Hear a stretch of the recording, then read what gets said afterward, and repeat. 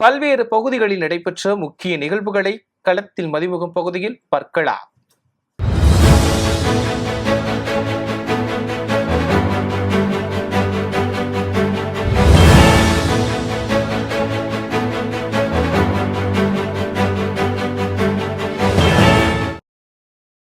திருப்பூரில் மனைவியின் குடும்ப சொத்து பிரிப்பதில் ஏற்பட்ட தகராறில் கணவன் செந்தில்குமார் மனைவியை வெட்டி கொலை செய்துவிட்டு விஷம் அருந்தி தூக்கிட்டு தற்கொலை செய்து கொண்ட சம்பவம் அதிர்ச்சியை ஏற்படுத்தியுள்ளது.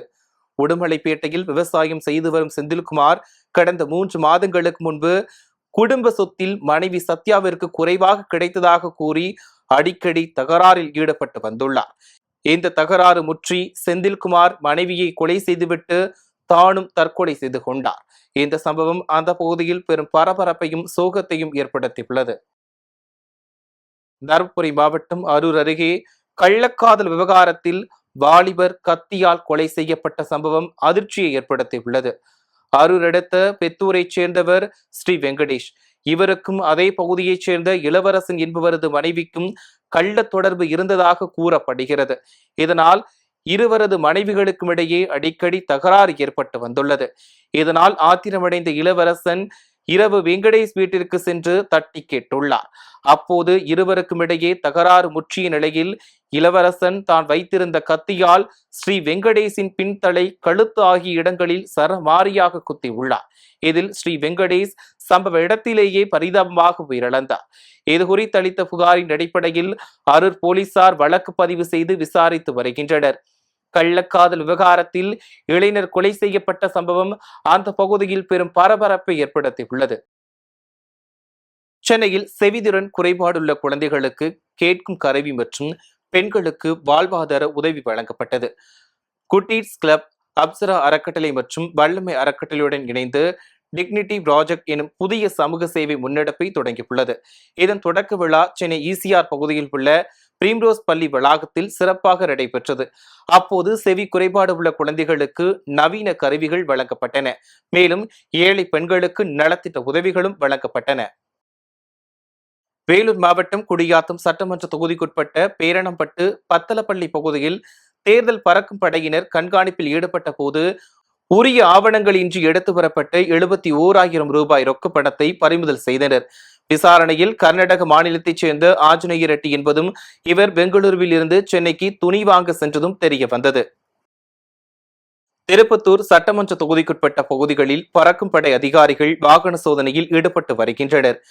அப்போது கந்திலி அடுத்து தோக்கியம் கிராமத்தைச் சேர்ந்த தனுஷ் என்பவர் எந்தவித ஆவணமும் இன்றி எடுத்து சென்ற 2,66,350 ரூபாய் பணத்தை பறக்கும் படை அதிகாரிகள் பறிமுதல் செய்தனர். இதேபோல் திருப்பத்தூர் அடுத்த தோரணம்பதி கிராமத்தைச் சேர்ந்த சேகர் என்பவரிடம் 81,000 ரூபாயை பறிமுதல் செய்தனர். வேலூரில் அடுத்தடுத்து கார்கள் தீப்பற்றி எரிந்த சம்பவம் பெரும் பரபரப்பை ஏற்படுத்தியுள்ளது. காகிதப்பட்டறை பகுதியில் சையத் அமீர், முகமது ரஹீம் ஆகியோர்களுக்கு சொந்தமான கார்கள் பழுது பார்க்கும் இடம் செயல்பட்டு வருகிறது. அங்கு நிறுத்தி வைக்கப்பட்டிருந்த ஆடி, எம்ஐ மற்றும் ஹூண்டாய் கார்கள் தீப்பற்றி எரிந்தது. இது குறித்து தகவல் அறிந்து சம்பவ இடத்திற்கு விரைந்து சென்ற தீயணைப்பு துறையினர் நீண்ட நேரம் போராடி தீயை கட்டுக்குள் கொண்டு வந்தனர். சட்டமன்ற தேர்தலை புறக்கணிக்கப் போவதாக துரைப்பாக்கம் பகுதி மக்கள் அறிவித்துள்ளனர். சென்னை OMR சாலை, துரைப்பாக்கம், அறிஞர் அண்ணா நகர், 8வது தெரு மற்றும் பல்லவன் தெரு பகுதிகளில் சுமார் 200க்கும் மேற்பட்ட குடும்பங்கள் கடந்த 35 ஆண்டுகளுக்கு மேலாக வசித்து வருகின்றனர். இவர்களிடம் வீட்டு வரி செலுத்திய ரசீது, வாக்காளர் அடையாள அட்டை, ஆதார் அட்டை மற்றும் குடும்ப அட்டை என அனைத்து அரசு ஆவணங்களும் உள்ளன.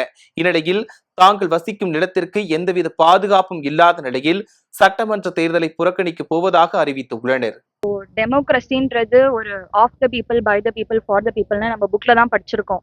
அதோட அர்த்தம் என்னன்னா, அரசாங்கன்றது மக்களுக்காக தான், அது ஒரு தனிப்பட்ட மனுஷனுக்காக இருக்கக்கூடாது. இங்க வந்து பாத்தீங்கன்னா 30-35 வருஷமா 200க்கும் மேற்பட்ட குடும்பங்கள் வந்து வசிச்சுட்டு இருக்காங்க. ஒரு குடும்பத்திலயும் ஒரு அட்லீஸ்ட் ஒரு 4 ஓட்டாவது இருக்கும். அப்படி கணக்கு பண்ணோம்னா ஒரு 400க்கும் மேற்பட்ட ஓட்டுகள் இருக்கு.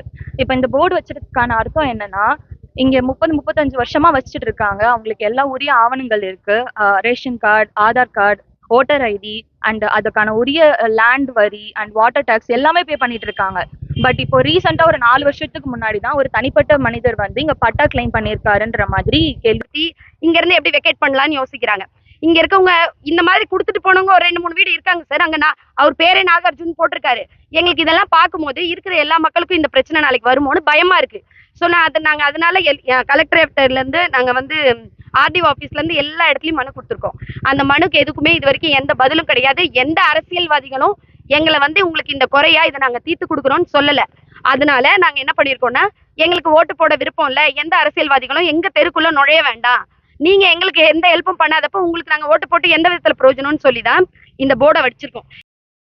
ராணிப்பேட்டை அருகே தமிழக வெற்றி கழகத்தின் அலுவலகத்தின் முன்பு உள்ள கட்சி பேனர்களை அகற்ற தேர்தல் அதிகாரிகள் நீண்ட நேரம் காத்திருந்தனர். தமிழக வெற்றி கழக அலுவலகத்திற்கு சென்ற அதிகாரிகள் சம்பந்தப்பட்ட கட்சி நிர்வாகிகளை அழைத்து உடனடியாக அகற்ற வலியுறுத்தி அலுவலகம் முன்பு தேர்தல் அதிகாரிகள் காத்திருந்தனர். பின்னர் பேனர்கள், போஸ்டர்கள், கட்சி கொடிகள் அகற்றப்பட்டதை தொடர்ந்து அதிகாரிகள் அங்கிருந்து புறப்பட்டு சென்றனர். சென்னை OMR சாலையில் புதிய அரசு டாஸ்மாக் கடை திறப்பிற்கு எதிர்ப்பு தெரிவித்து அப்பகுதி பொதுமக்கள் போராட்டத்தில் ஈடுபட்டனர். கந்தன்சாவடியில் புதிய அரசு டாஸ்மாக் விரைவில் திறக்க உள்ளனர். இதையிடத்தில் அரசு டாஸ்மாக் கடை திறப்பதற்கு கடந்த 6 மாதங்களுக்கு முன்பு அப்பகுதி பொதுமக்கள் எதிர்ப்பு தெரிவித்து போராட்டத்தில் ஈடுபட்ட நிலையில் மீண்டும் அதே இடத்தில் டாஸ்மாக் கடை திறக்க முயன்றுள்ளனர். இதனையடுத்து 100க்கும் மேற்பட்ட பொதுமக்கள் டாஸ்மாக் கடைக்கு முன்பு குவிந்ததால் பரபரப்பு ஏற்பட்டது. தகவலறிந்து சென்ற துறைப்பாக்கம் போலீசார் போராட்டத்தில் ஈடுபட முயன்றவர்களிடம் பேச்சுவார்த்தையில் ஈடுபட்டதை தொடர்ந்து அனைவரும் அங்கிருந்து கலைந்து சென்றனர். திருப்பத்தூர் மாவட்டம் ஆம்பூரில் மூதாட்டியிடம் தங்கச்சங்கிலி பறித்து சென்ற மர்ம நபர்களை காவல்துறையினர் தேடி வருகின்றனர். ஆம்பூர் அடுத்த நாச்சார்குப்பம் காந்தி நகரைச் சேர்ந்தவர் தேவகி. இவர் ஆம்பூர் கிருஷ்ணாபுரம் பகுதியில் ஒரு வீட்டில் வேலை செய்து வருகிறார். இந்நிலையில் வழக்கம் போல் வேலைக்கு சென்றபோது இருசக்கர வாகனத்தில் ஹெல்மெட் அணிந்து வந்த மர்ம நபர்கள் இந்நிலையில் தேவகி வழக்கம் போல் வேலைக்கு சென்று கொண்டிருந்த போது இருசக்கர வாகனத்தில் ஹெல்மெட் அணிந்து வந்த மர்ம நபர்கள் அவர் கழுத்தில் அணிந்திருந்த 3.5 பவுன் தங்க சங்கிலியை பறித்துக் கொண்டு தலைமறைவாகியுள்ளனர். இதனால் அவருக்கு கழுத்திலும் காயம் ஏற்பட்டது.